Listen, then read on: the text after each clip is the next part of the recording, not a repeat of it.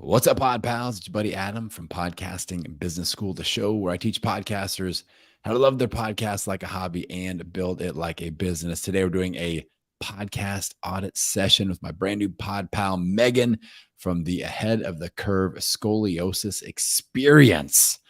So, for any of you that have experienced the scoliosis experience, you'll know that this is probably a great show for you.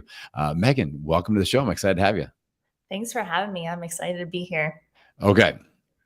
First off, love the niche that you're in. I know you're a physical therapist. My wife's a physical therapist. So I've got a lot of love for what it is that you do and the type of people that you're helping out.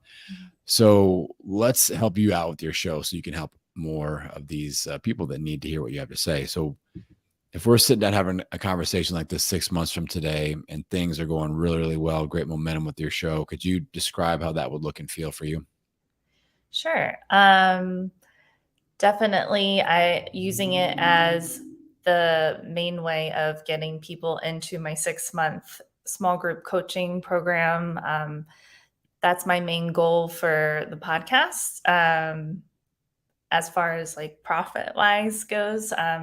So getting my small group coaching filled up and kind of being the main go-to for people for looking for resources for scoliosis help. Okay. So really your ideal listener is somebody that's dealing with scoliosis as a primary target. Okay. So that's great. Those, obviously I love helping service providers use a podcast to do what I call build a community client bridge, where we get the ideal listeners. They kind of become super fans because of your content that you're putting out there. And they have kind of a leveled up experience with like, hey, I really need to hire Megan and do this coaching program that she's doing. So you're operating it in a small group coaching format. Yes. Okay. And how does that work? Describe that offer a little bit to me. Sure. We begin by doing a curve assessment. So they show me an x-ray. We do before photos, assess those photos together, and then they get put into a curve type group. And we meet together on a weekly basis within that group. There's no more than 6 people in that group. And then in between the sessions, they get a home exercise video to follow along with, and that changes week to week as they progress through the program. Very cool. Okay. So I think this is so neat and so just dialed in to this specific niche that has, so many people are struggling, with pain and just because of scoliosis. So, okay. Now, what price point are we operating at with the membership or the group coaching? So it's either about $2,400 for the full 6 months, or if they pay month by month, it's about $500. So it's a little bit of a discount if they do. Okay. And okay, so what are we using now? Like, how are you finding people that say yes to this? Are they listening to your show? Is it coming from like speaking on stages? Where are your kind of lead generation sources right now? It is mostly Instagram. I've done fairly well with, kind of building up a base there, and then slowly it's coming from my show, but I like that to be a bit more. Okay. Yeah. And I know I'm full of questions on this, but I'm almost getting to the solution and idea standpoint. So when they're converting off of Instagram, like what type of content are you doing there that you think is building that bridge where they're like, ooh, this is something I need to jump in and do? So I'm doing a variety of things. I do some progress photos with my clients. So like before and after to show like what kind of outcomes they can expect. Some reviews, and then I do a lot of education. So I try to inform and give as much for free away as possible. And then, people usually will hire you to say it personally to them, directly to them. Okay. Okay. So I think there's a few things that I would really strongly suggest. One is leverage the heck out of testimonials. Like it seems because with obviously that's working on Instagram, and I would just double and triple down into that on the gram, but also like your website. I'm thinking Instagram, I'm thinking your website, I'm thinking on the podcast. Mhm. So on the podcast, obviously an audio testimonial works really, really well. Mhm. And what I've been doing recently, more recently on my show is I'm sticking them at the very beginning of an episode. So I'm having some sort of client testimonial or audience audio clip for expert positioning. As soon as for me, it's the first thing that people are hearing. It's just Mhm. boom, testimonial right there. It's a different voice. It's a pattern disrupt because if you're my client, female voice versus Adam's big, robust, loud male voice, like people aren't going to skip through that because they're going to be like, what the heck is actually happening here? Yeah. I don't put any music or anything behind it. That it's just this raw audio testimonial, and people are listening to that. So I would capture some of these before and after experiences in audio clip form and put them. I would just start stacking them on the I did Megan's program and here's where I started and this is where I finished. Now with audio testimonial, we want to still try to keep it to 60 seconds or less, Mhm. and give them that guideline, because if it turns into a 3-minute thing, people will start skipping. They're like, all right, Mhm. this is enough about the amazing success. It's kind of like an ad. Like you don't want ads to be over, or an intro to a podcast to be over 60 seconds because people kind of get over it. So I would give them a little guideline, maybe even like a little template. Go, hey, 60 seconds or less. Here's kind of what I'm looking for. Here's a template. Just kind of fill in the blanks. I Mhm. started Megan's program because is how it went. Here are the results that I was able to achieve, and she's the best. You should sign up or whatever. Mhm. So I think that, and really with them, these are people in pain, you Yeah. know, and a written testimonial versus an audio testimonial, there's going to be a difference there. Like, I feel Mhm. like it'll be more emotional. Like people will be able to hear like the gratitude in their voice of Mhm. like, this has been life changing. Like it's a, so anyway, I think it'll come off really, really nicely. So I would start grabbing audio clips. I use SpeakPipe. It's a free website.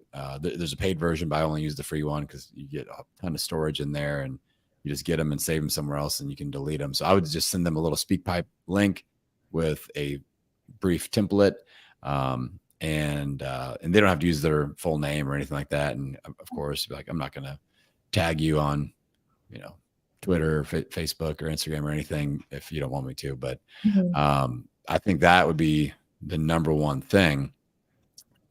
So let me hit the pause button. Any thoughts on that? Are you worried about being able to collect audio testimonials at all? What are your thoughts on this? No, I think that's actually more accessible because I was trying to get a little bit of video testimonials, and people are a little bit shyer about that. So I think audio is a lower barrier to entry, and you know Yes, they I've don't. experienced the same thing, Yeah. because I am the opposite of shy when it comes to like begging people for testimonials. And if I'm just ripping along, getting clients great results, I'm on them. I'm like, I want a video. Just hold your phone in your face and say something. And then I'm like, I'll get the audio, I'll get the text from the video. But Hmm. the easiest thing has just been, here's the SpeakPipe link. Here's a template. Talk about whatever you want to talk about, but keep it to 60 seconds or less. And that has worked a lot Hmm. more effectively. I don't have to bug them as much. I'm like, hey, I know Right. you made 25K off that thing I just taught you. Like, send me a freaking testimonial, so it's all in good nature. Mhm. Okay, so I think just racking your brain of, like, honestly, my new strategy is, I call it Testimonial Tuesday. So today is Tuesday, we're recording this, and I've probably spent 90 minutes today uh, reaching out to people that are newish clients, collecting testimonials, but also kind of getting the ones that are recent, and I'm turning them into Instagram posts, audio clips. If I can get video, I'll do that. Can I put this on my website? Does it go on a sales page? Pull the text off. And I spent, 90 minutes today just stirring all that up and going, where is it? If I get one testimonial, where all can I put this to Yeah. make it awesome and usable everywhere I can. And yeah, so that's, I think some dedicated time. I'm gonna do a full episode all about like what I'm calling kind of my testimonial matrix. That's all right. So my kind of my testimonial matrix is something that I feel like more, especially service providers, should really lean into. So I think testimonials, that's something we can definitely lean into. Using them at the beginning of your show or even a mid-roll little audio clip would be good, but I wouldn't stick them at the end because people may skip the end, which would be, not great, not the best use of the testimonial time. So that's where we kind of land on that. Now, the next thing we want to look at is we want to look at expert positioning on the show, like with your audio there. So, are you mainly doing solo episodes right now? What kind of content are we doing here? I'm doing a mix of solo, and then I'll do some interviews of people who have scoliosis and who also are other experts in the field. Yeah. Okay. So that makes total sense. Now, I would really just lean into as much as you can, like getting that solo episode going, like that 2/3 expert positioning rule is something I'm really, really big on, especially for somebody like you that's you're already seeing results and converting your Instagram following over. I think if we just really lean into expert positioning even more on your audio content, you're going to see more of those people kind of popping over. So for me, I would look at, okay, 2/3 of the content. If I'm releasing a weekly episode, at least I would do like 2 solo episodes, then an interview or do a solo. And I would love to figure out a way to do some sort of mini consult coaching style, like what we're doing, but in a micro dose. It's kind of like the appetizer or the assessment. I mean, do you think that's possible? This is the one where I'm lacking an idea just because I'm not a scoliosis expert, but do you think in your space, like do you think that's something that is possible where maybe it's a 15-ish minute episode that you could do kind of like what we're doing? Do you think that's a possibility? I'm I'm not sure because a lot of it is visual. So I mean, I do have a YouTube channel, so it's possible I could kind of do it that way. But I I'm not sure just because it's such a personal thing for Yeah. people, to really give them solid advice on Yeah. things. So I'd one, have to do like kind of a little bit of an assessment with them. yeah. So what you could do now I'm getting the idea factory going here a little bit. So what we could do is a technique that I used with my health show, which is where I actually brought current clients onto the show for a 15-minute. It was kind of a success story recap sort of a thing, but they also got a little bonus coaching out of it. But you could get somebody that's like in your program already and do a little bit of here's why they signed up. Here's the issue that they're really dealing with. Here's the protocol that's really been working nicely, and kind of have a little bit of a back and forth. And then, you know, what they can look forward to in the next stage of improvement or something like that. I mean, do you think your current, and maybe you kick them, obviously they're getting that extra 15-minute one-on-one with you, but maybe if they're willing to come on the show and do a success story episode, I don't know, Yeah. you give them an extra week of membership or something like that, or like some sort of kickback. What do you think about that idea? I like that idea. I think that would be a little bit easier to execute. Yeah, and it leans into more expert positioning, so we can check that box. It's a testimonial built in, so I like that. Yeah, I think it's just getting the format down to where it isn't just a testimonial. It's still, I think if you frame it as here's what here's the main issue, here's the pain level they were at, here's what they weren't able to do, Mhm. here's what we did with them through our program, and here's the result that has been produced so far.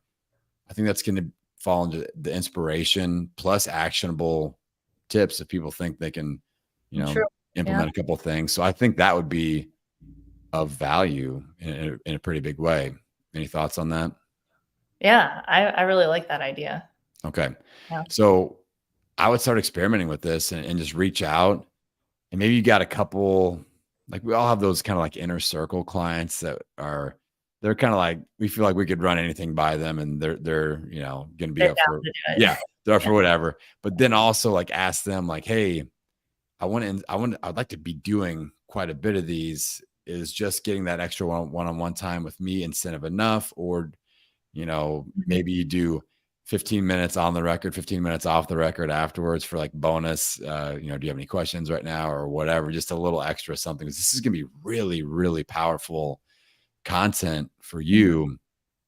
So I would ask that inner circle first, but also ask them about incentivizing other people to do the same. Because with me, people like yourself are like, yeah, I get to be on a podcast and I get to shout out my show and get Yeah, free coaching. Sure, let's go. there you But go.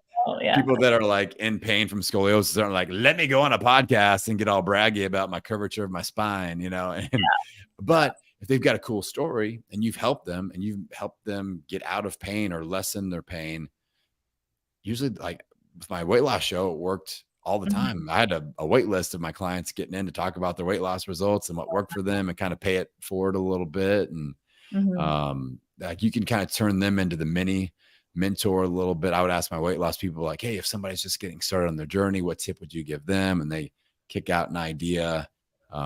So I think it could work. So I would definitely spend a little time thinking through this. Maybe just do a test episode, do one with a trusted client, put it out there. Let's see what happens. Sound cool? Yeah, Okay. definitely. Now, the third idea that I had in kind of getting your brand working in unison, you're getting conversions off of Instagram. So, are there ways that we could incentivize your podcast listeners to come and follow you on Instagram? Because we know that's converting. So, if we are leveling up our expert positioning on our podcast, but then also getting them involved in your Instagram world, which we know is already working, I think your conversions will happen even better with both. So, are you doing any like live streaming or anything like that off Instagram? Mm-mm. No. Okay. So that's something that you could consider if you, I mean, imagine a call to action on the podcast of, hey, it's the end of the month. It's the last week of the month. We're doing our Instagram open Q&A live scoliosis Q&A live stream. It's going to be Tuesday night at, 7 p.m., blah, blah, blah.